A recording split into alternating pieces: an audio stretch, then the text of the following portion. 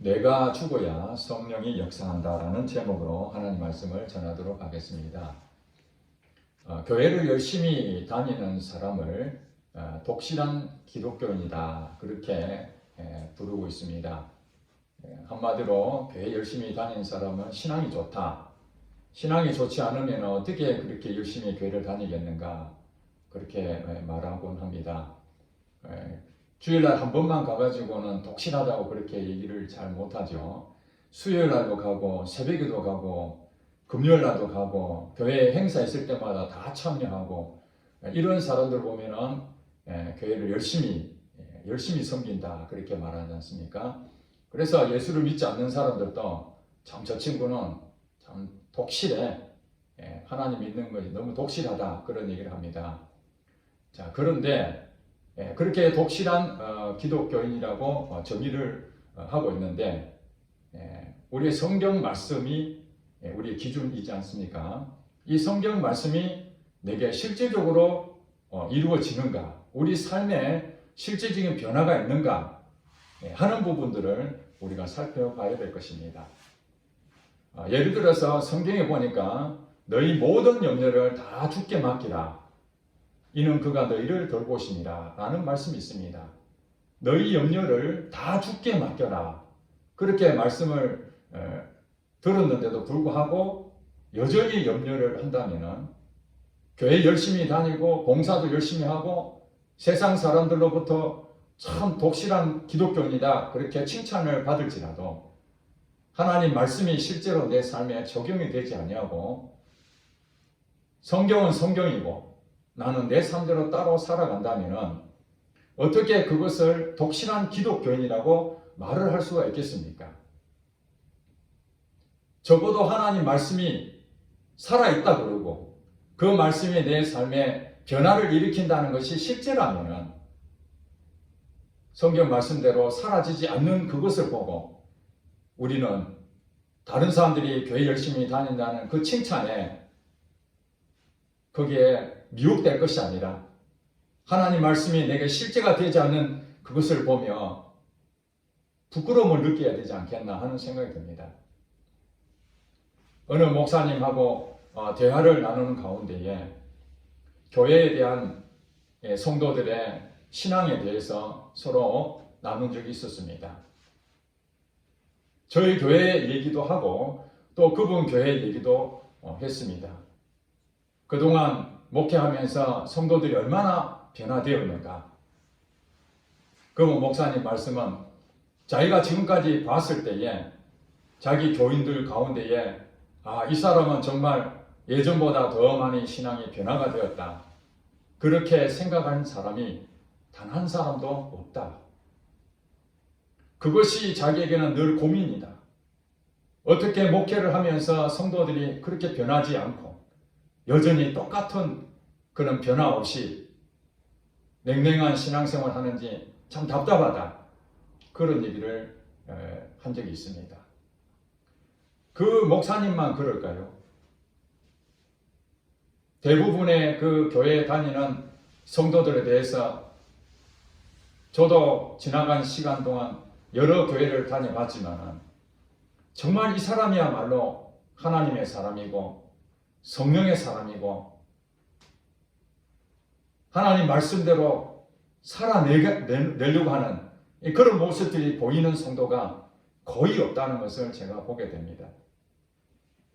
이제 코로나가 2년을 넘어서 거의 종식에 가까워지고 있습니다.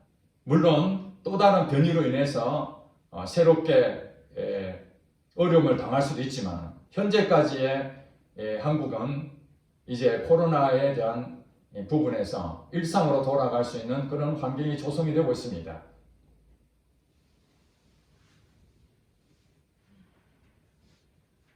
지금 현재 2년 동안이나 우리가 예배를 바르게 드리지를 못하고 인터넷 예배나 또 텔레비를 통해서 유튜브를 통해서 예배를 드리는 비대면 예배가 사실 우리에게 익숙치 않았지만 2년 동안의 그 변화를 통해서 이제 그것을 우리 한 예배로 받아들이고 있습니다.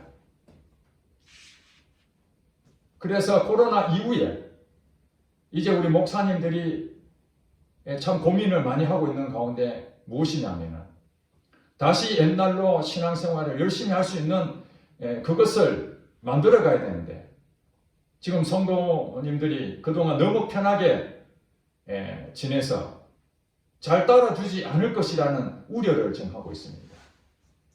교회에서 무엇을 하자 그러면은 이제는 귀찮아하고 설교도 다 예배도 인터넷을 통해서 유튜브를 통해서 텔레비를 통해서 얼마든지 그동안 그 부분을 다 허용을 했기 때문에 그것으로 바뀌어가고 있습니다. 물론 사정이 생겨서 부득불 유튜브를 통해서든지 텔레비를 통해서든지 그런 부분을 예배를 드릴 수밖에 없는 사람들도 있습니다. 그렇지만은 함께 예배를 드리고 하나님을 찬양하고 높여드리고 성도 간의 교제가 필요한 이 교회를 참여하지 않고 그냥 편히 지내려고 하는 그런 신앙생활을 한다면 이 코로나에 대한 이 후유증이 한국교회에 얼마나 큰지 모르겠습니다. 어느 목사님은 또 이런 얘기합니다. 성도들을 너무 편안하게 해주면 방탕하니까 어떻게 하든지 그 성도들이 교회에 열심을 낼 수 있도록 온갖 방법을 동원해서 짐을 치워야 된다. 그래서 조금 더 다른 생각 못하도록 교회만 열심히 할 수 있도록 그렇게 해야 된다라고 그분은 그렇게 배웠다고 합니다. 과거로부터. 물론 한국 교회에 참 교회에 열심히 나올 수 있도록 그런 것은 좋은 기능을 했지만 교회만 열심히 다니고 사회생활에서는 이중적인 태도를 보이는 그리스도인들이 얼마나 많은지 모릅니다. 모든 것이 교회 중심입니다. 교회 밖에 대해서는 세속적인 것이다 그렇게 판단하고 교회만 열심히 다니면 하나님이 복 준다는 그런 신앙생활 하는 사람이 얼마나 많은지 모릅니다. 여러분, 독실한 기독교인이 누굽니까? 신앙이 좋다는 사람 누굽니까? 저는 이번 기회에 교회 안에 세 부류의 신앙생활 하는 사람들을 구분을 한번 해봤습니다. 어떤 사람은 도덕론자로 신앙생활 하는 사람이 있습니다. 윤리 도덕에 대해서 철저합니다. 다시 말해서 부자가 되는 것은 세속적이다. 그건 잘못됐다. 우리는 가난하게 살아야 된다. 청빈을 주장합니다. 여러분 잘 아시다시피 돈을 받고 하는 것은 당연한 거지만은 무료로 변론을 해준다든지 무료로 재능 기부를 한다든지 이러한 것들은 참 도덕적으로나 윤리적으로 존경받는 일이지 않습니까? 교회 안에서도 마찬가지입니다. 이런 윤리 도덕적인 부분에서 깨끗한 그런 데에 참으로 열심을 가지고 노력하려고 하는 그런 사람들이 있습니다. 성경에 대한 그 모든 부분도 거룩하고 죄를 짓지 아니하고 사람들에게 인정받는 존경받을 만한 그런 모습들을 다 추려서 그걸 열심히 지키려고 애를 씁니다. 그래서 사람들이 볼 때 야, 저 목사님은 참 깨끗한 분이다. 저렇게 큰 교회를 다ним하는데도 티코를 타고 다니다니 얼마나 높은 수준의 도덕적인 것을 가지고 있겠습니까? 죄에 대해서는 철저하게 안 지으려고 무진장 애를 씁니다. 안 섞이려고 애를 씁니다. 이런 도덕적인 기준을 가지고 신앙생활하는 사람도 있습니다. 이 사람들의 문제점이 무엇이냐면 자기 의가 굉장히 높다는 것입니다. 내가 어떻게든지 지켜내서 존경받을 수 있는 그런 위치까지 이르렀을 때에 하나님도 나를 인정해 줄 것이다. 그래서 그런 사람들은 자기를 비판한다든지 자기를 정죄하고 그러면은 견디지를 못합니다. 내가 이렇게까지 어떤 사람보다도 도덕적으로나 윤리적으로 깨끗한 사람인데 나를 인정하지 못하다니. 그래 분노하고 그래서 자기 기준에 봤을 때에 자기보다 열등하고 도덕적으로 지키지 못하는 그런 사람들은 무시하고 판단하고 정죄하는 그런 잘못을 저지르곤 합니다. 또 한 부류는 이 종교에 대해서 열심히 있는 사람이 있습니다. 교회 생활 열심히 한다는 것이죠. 예배도 열심히 드리고 헌금도 열심히 하고 교회 봉사도 열심히 하고, 그런데 이분들의 특징은 규칙에 대해서 철저히 지키려고 하는 것입니다. 정해져 있는 어떤 규칙을 만들어 놓고, 교회에 대한 규칙도 있지만 개인적으로 자기가 정해놓은 규칙이 다 있습니다. 예배에 대한 것도 예배는 어떻게 드려야 된다, 그런 기준을 다 갖고 있어요. 그래서 이 예배 가운데에 자기하고 전혀 맞지 않는 그런 예배를 드리면은 견디지 못합니다. 유교 문화 또 장유 유서의 그런 배경을 가지고 있고, 가부장적인 그런 사고를 가지고 있는 분이 교회 신앙생활 하면은 이 규칙에 대해서 얼마나 잘 따집니까? 예배 가운데에 복장에 대해서도 그런 복장을 하면은 안 된다고 그렇게 얘기해요. 시간도 딱 정해놓은 시간, 그 시간만 드려야 돼. 그걸 오버하면은 그걸 또 견디지 못합니다. 이 성경에 보니까 이 바리새인들이 전형적인 그런 사람들 아닙니까? 율법이라는, 하나님 주신 그 율법이라는 것을 철저하게 지켜내므로써 지키지 못한 사람은 판단하고 자기가 정해놓은 규칙에 따라서 열심히 그걸 준수하는 것이죠. 그래서 장로의 유전을 잘 지키는 것이 자기들은 하나님을 잘 믿는다고 착각하고 있는 것입니다. 이런 분들이 문제가 뭐냐면은 다툼이 굉장히 많습니다. 자기가 원하는 대로 하지 않으면은 견디지 못하니까 상대방이 이것을 맞추도록 계속 조정하고, 안 되면은 다툼이 일어나는 것이죠. 여러분, 지금 이 앞에 피아노가 이쪽에 지금 있잖아요. 그런데 대부분은 이쪽에 있든지 저쪽에 있든지 상관이 없다고 생각하는데, 어떤 사람은 피아노는 반드시 이쪽에 있어야 된다라고 생각하는 분도 계십니다. 그래서 피아노를 여기 놓으면 와가지고, 목사님 피아노는 여기 놓지 말고 여기 놓았으면 좋겠습니다. 그렇게 해서 이 피아노를 이쪽으로 옮기면 만족하는데, 피아노를 이쪽으로 옮기지 않으면 계속 이쪽으로 옮기라고 그렇게 주장하는 사람이 있습니다. 그게 마음에 안 들면 교회를 떠나버리고,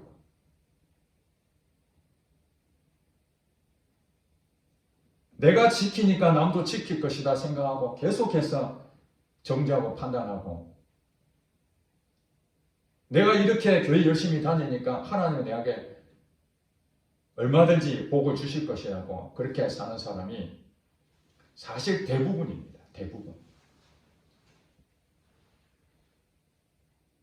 도덕론자들이나 그 다음에 종교 생활에 열심히 이 사람들이 장점은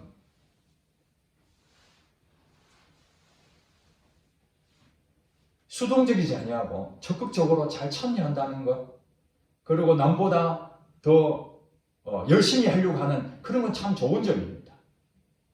그럼에도 불구하고 이분들이 교회의 문제에 가장 많이 해를 끼치는 사람들이 바로 이런 사람들이고, 세상 사람들로부터 존경받는 것이 아니라 하나님의 이름을 더럽히는 사람들이 바로 이런 사람들이라는 것입니다.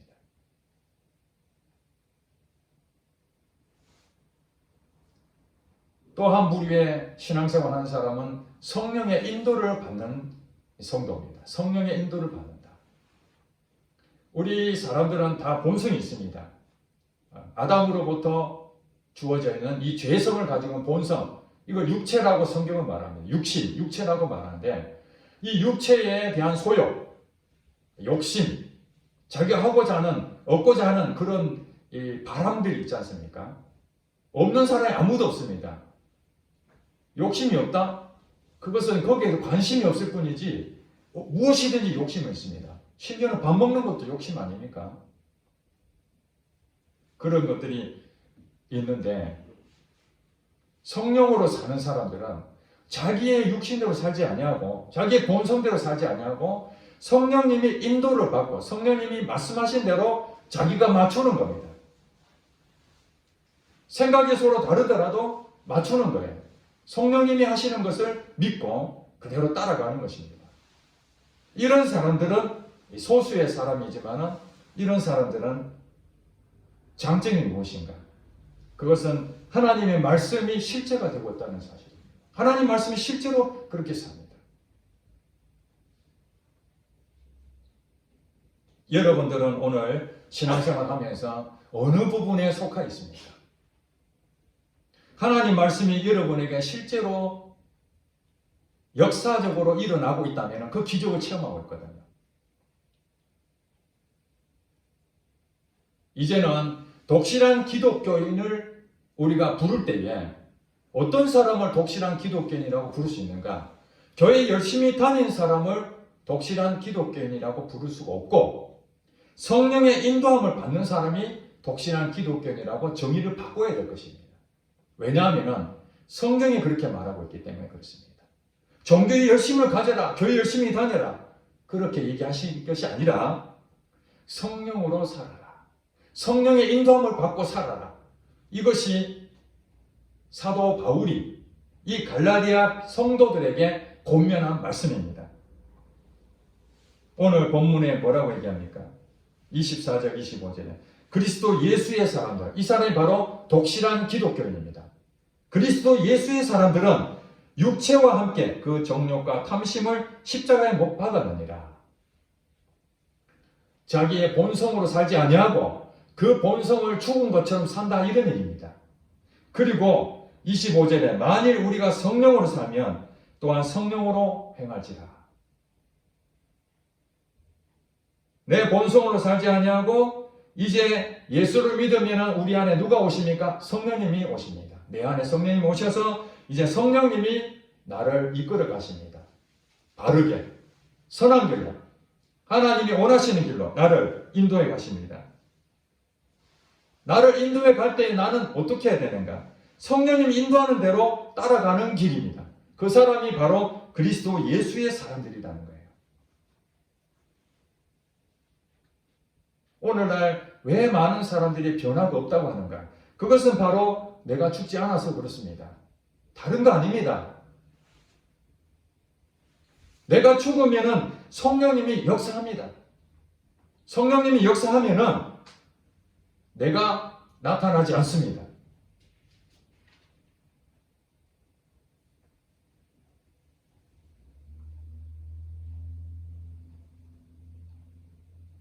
오늘 사도 바울은 갈라디아 성도들에게 권면할 때에 그 교회에 어떤 일이 있었냐면 유대인들이 이 갈라디아 교회에 들어와서 할례를 받아야 된다. 여러분 할례가 무엇인지 아시죠? 구약의 유대인들에게는 다 할례를 받아야 됩니다. 그게 예수 믿는 우리가 예수 믿는다 하는 그 표처럼 하나님 믿는 백성은 할례를 받아야 되는 거죠.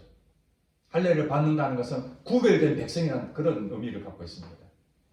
그래서 이방인들도 다 할례를 받아야 된다. 이것이 율법이거든요. 율법을 철저히 지켜야 된다라고 설명하고 있는데 율법주의자들인 거죠. 종교생활 열심히 한 사람들이 주장하는 것입니다. 그때 사도 바울이 5장 6절에 이렇게 말합니다. 그리스도 예수 안에서는 할례나 무할례나 효력이 없다. 사랑으로서 역사하는 믿음뿐이다. 이렇게 설명하고 있습니다. 그리스도 예수 안에 이제 예수를 믿는 저와 여러분은 어떤 상태냐? 할례나 무할례나 효력이 없다. 율법을 철저히 준수하는 그것이 독실한 기독교인으로 인정받는 것이 아니라 무엇이라는 거예요? 사랑으로서 역사하는 믿음을 갖고 사는 사람. 사랑으로서 역사하는 믿음뿐이니라. 그렇게 사는 사람들이 독실한 기독교인이 된다는 것입니다. 그러므로 우리는 내 삶이 변화되지 않는 것은 내가 죽지 않아서 그렇다고 그랬죠. 그러면은 방법이 하나밖에 없잖아요. 내가 죽으면은 변화된다는 것입니다. 내가 죽어야 성령이 역사한다는 것을 경험한 사람들은 지금 제가 말한 말씀이 무슨 말인지 이해가 될 것입니다. 같은 얘기입니다. 내가 죽어야 성령이 역사하는 거나 성령이 역사하면 내가 죽는 거나 같은 얘기입니다. 거기에 대해서 성령에 대한 부분과 육체에 대한 부분에 대해서 육체는 육신, 나의 본성, 그걸 말하는 거. 성령 하나님의 능력이죠. 하나님이죠. 거기에 대해서 서로 어떤 관계에 있는지에 대해서 사도 바울은 이렇게 설명합니다. 16절에 5장 16절 볼까요? 내가 이르노니 너희는 성령을 따라 행하라. 누구에게 지금 말하는 겁니까? 갈라디아 성도들한테 얘기하는 거예요. 바로 이 사람들이 그리스도 예수의 사람들입니다. 너희는 성령을 따라 행하라. 성령의 인도를 받아라는 거예요. 그리하면 육체의 욕심을 이루지 아니하리라.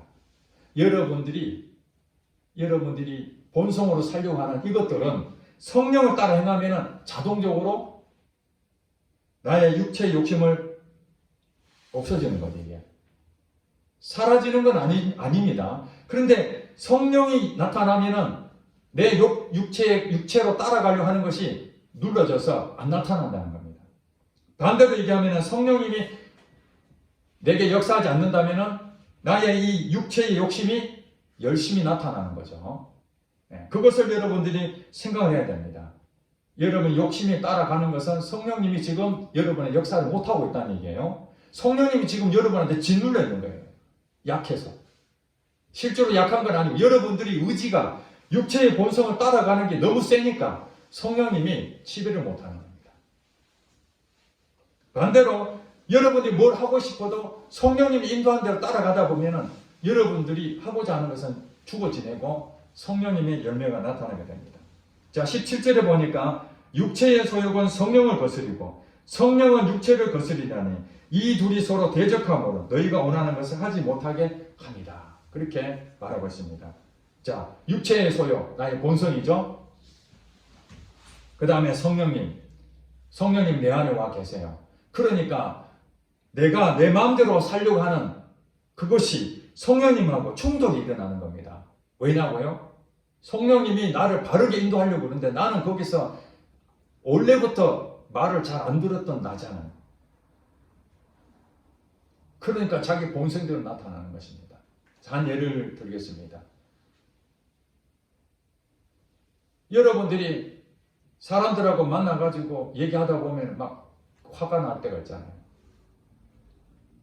평상시 좋은 말일 때는 화가 안 납니다. 그렇죠? 근데 나에 대한 것을 잘 이해를 못한다든지 또 나에 대해서 잘못된 부분으로 지적을 한다든지 억울한 일을 당한다든지 내가 하는 일을 안 알아준다든지 어떤 여러 가지 상황에 대해서 화가 막 난단 말이에요. 그런데 화 나는 것은 자연적인 현상입니다만 이 화가 너무 자주 난다면 이게 문제가 되는 거예요. 이 혈기가 많다는 거죠. 혈기가. 그런 사람 있잖아요. 혈기가 막 그냥 넘치는 겁니다. 그래서 사람들하고 계속 싸우는 겁니다. 이것이 육체의 본성인 거예요. 육체의 본성. 자기의 그 가지고 있는 성향이 사람은 관계만 맺으면 그냥 다툼이 일어나는 거죠. 뭐 여러분이 아니랄지라 주변에 보면 그런 사람 있지 않습니까? 그런 사람들은 예수를 믿으면 어떻게 됩니까? 예수를 믿었다는 것은 성령님이 내 안에 들어오셔서 이제 혈기를 부리는 이 성격이 성령의 통제를 받아야 되는 것이죠. 이것이 바로 16절에 말하는 성령을 따라 행하라. 그리하면 육체의 욕심을 이루지 아니하리라. 혈기를 부리던 사람이 성령님이 말씀하신 대로 따라가면은 혈기를 안 부리진다 이렇게 얘기하는 겁니다. 그런데 교회는 열심히 다니고 봉사도 열심히 하고 그런데 여전히 혈기가 줄어들지 아니하고 여전히 똑같다. 10년 전이나 20년 전이나 지금 똑같다 하면은 그 사람은 종교 생활하고 있는 겁니다. 여러분 잘 아시기 바랍니다. 그건 신앙생활 잘못된 겁니다. 여러분들이 아무리 교회에서 말한 대로 여러분들 잘 따라간다 할지라도 성령님이 여러분들을 인도해 가는 그런 것이 여러분 삶에 나타나지 않는다면 그 신앙생활에 심각한 문제가 있다는 것입니다.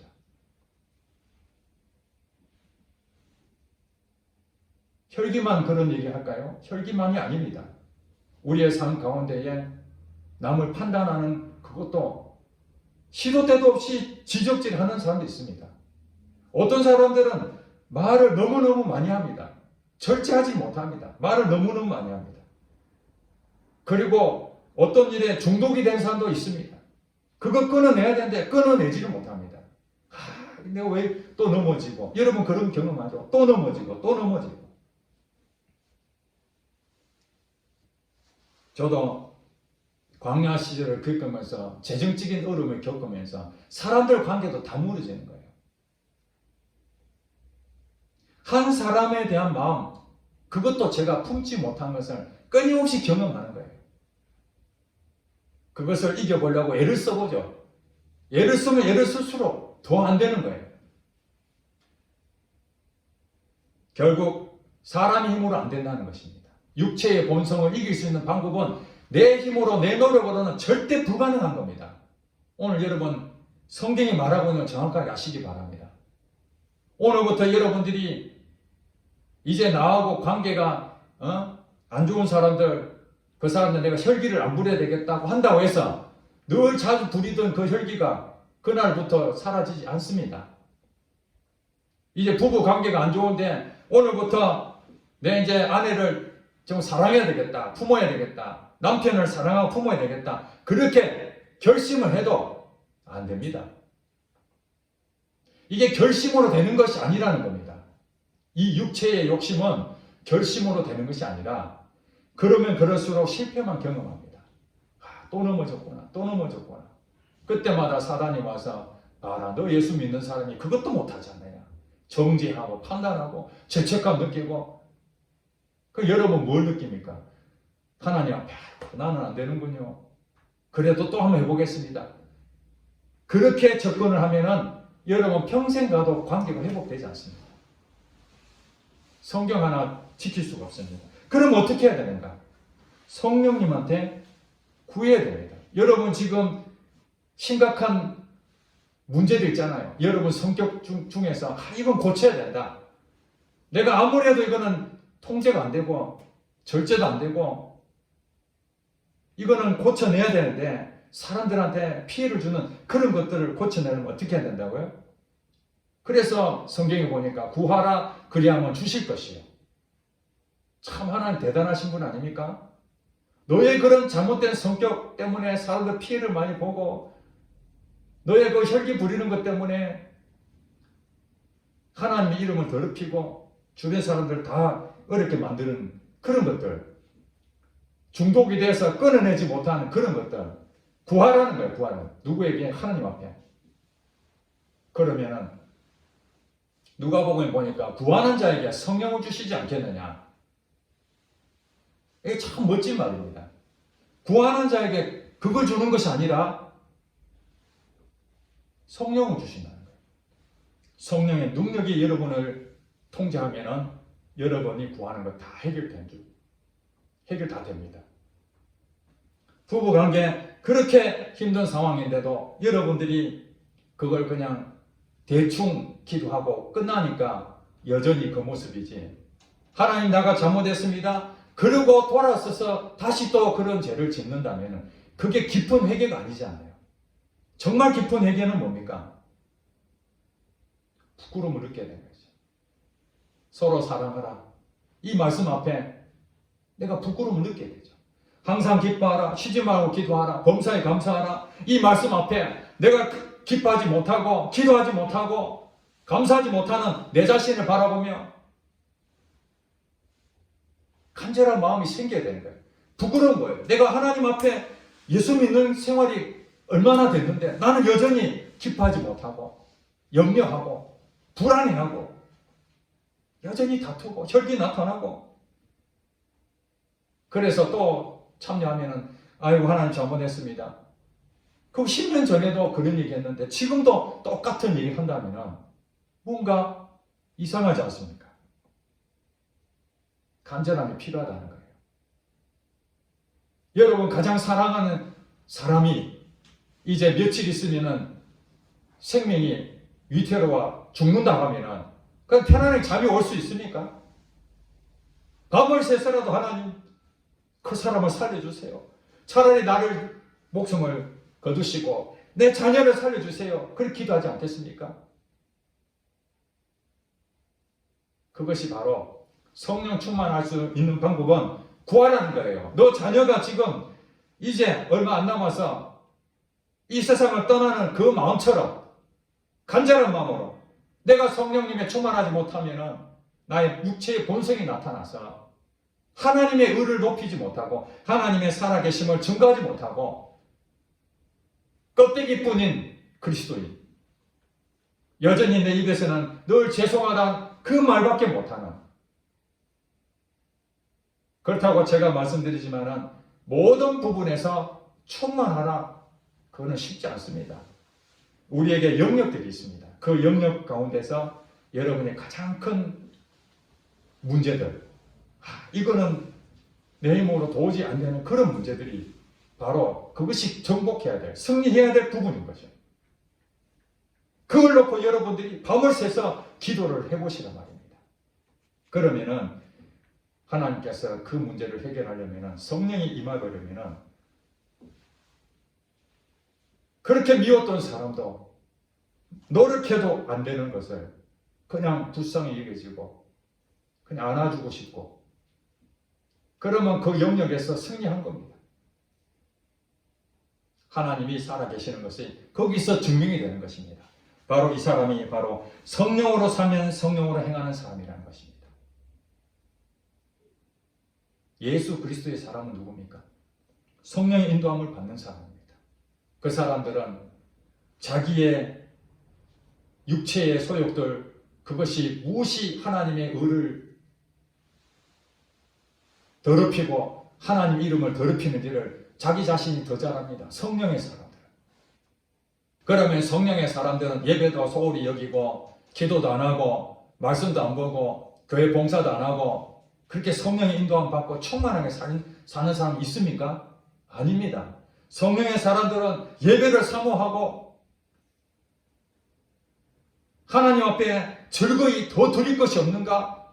그런 마음을 가지고 교회에서 어떤 일을 한다면 내가 상황이 안 돼서 참여를 못하지만 어떤 방법이든지 성도를 섬기고 교회를 섬기고,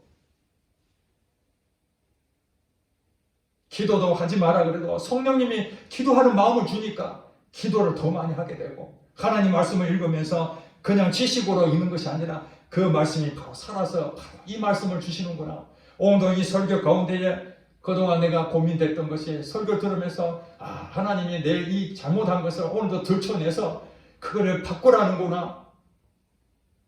그래서 여러분들이 이제 가서 하나님 오늘 말씀을 들었는데 내가 바꿔야 되는데 내 능력으로 안 됩니다. 하나님 어떻게 하면 좋겠습니까? 내가 이렇게 수모를 당하면서 이렇게 여전히 아무 문제 없이 살 수 있겠습니까? 하나님 도와주세요. 도와주세요. 그렇게 10분, 20분 했던 그 기도가 30분, 1시간씩 하면서 하나님과 깊은 교제를 나누는데, 그 삶에 세상의 염려가 왜 들어가겠으며, 남을 판단하고 다툼이 왜 일어나겠으며, 분쟁이 왜 생기겠습니까? 그런 사람에게 22절에 보니까 오직 성령의 열매는 사랑과 희락과 화평과 오래 참음과 자비와 양성과 충성과 온유와 절제니 이 같은 것을 금지할 법이 없다. 이것은 내가 맺어진 것이 아니라 여러분이 성령님이 말씀하신 대로 내 고집을 꺾고 나는 죽었다 생각하고 성령님 말씀해 주시옵소서. 성령님 말씀하신 대로 내가 순종하겠나이다. 인간의 육신이 연약해서 넘어질 때도 있지만 그래도 오늘 다시 성령님 말씀하신 대로 하나씩 하나씩 순종해 나갈 때에 여러분의 삶 가운데의 성령의 9가지 열매들이 내가 열매를 맺으려 한 것이 아닌데 이것이 내게 조금씩 나타나고 있구나.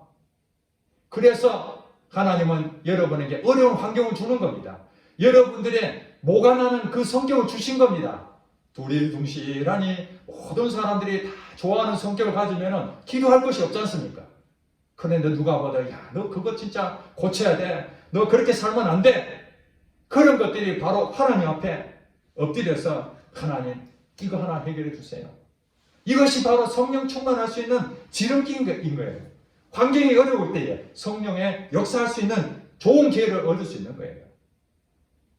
그러므로 하나님께서는 환경을 줌으로써 여러분에게 기도하게 만들고 그 기도를 통해서 성령의 충만함을 주셔서 여러분 인생 가운데에 이 성경 말씀이 여러분에게 실제가 되고 그것이 바로 간증이 되는 것입니다.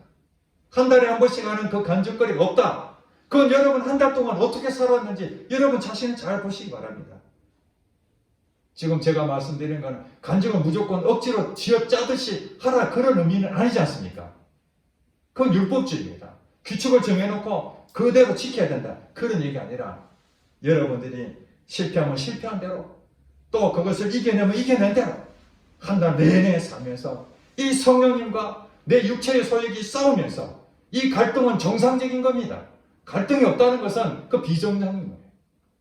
끊임없이 나의 육체의 소욕은 나타나고 성령님이 역사하는 것도 나타나고 이 부분에서 때로는 내가 넘어질 때도 있고 때로는 성령님이 인도한 대로 내가 따라갈 때도 있고 그것이 계속 부딪히면서 오늘도 살아내고 그런 과정이 있어야 여러분의 신앙이 발전이 되고 변화가 일어나고 이게 진정한 신앙인이 되는 거예요.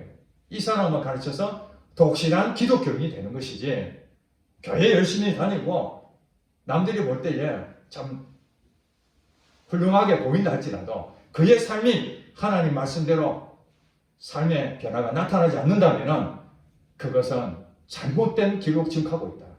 돌이켜야 된다. 저와 여러분, 우리 교회는 성령의 인도함을 받는 목회 끝나는 그날까지 저는 이걸 여러분에게 끊임없이 강조할 것입니다. 종교생활이 아니라 이 코로나 시대에 예배를 한 번 드릴 것인지 3번 드릴 것인지 이게 중요한 것이 아니라 한 번을 드리든 10번을 드리든 우리는 똑같은 처음 마음을 가지고 하나님에 대해서 성령님이 내 삶에 어떻게 역사하시는지 그게 중심을 가지고 교회를 나오든 일터를 가든 가정에서든 하나님은 똑같은 잣대로 보고 계시고 성령의 붙잡는 자가 되어서 성령의 인도함으로 여러분 현장에서 정말 말씀이 실제가 되는 경험하는 사람, 그 사람이 바로 하나님 앞에 상급이 되고 그 교회가 하나님 앞에 귀하게 쓰임받을 줄 믿습니다. 기도하겠습니다.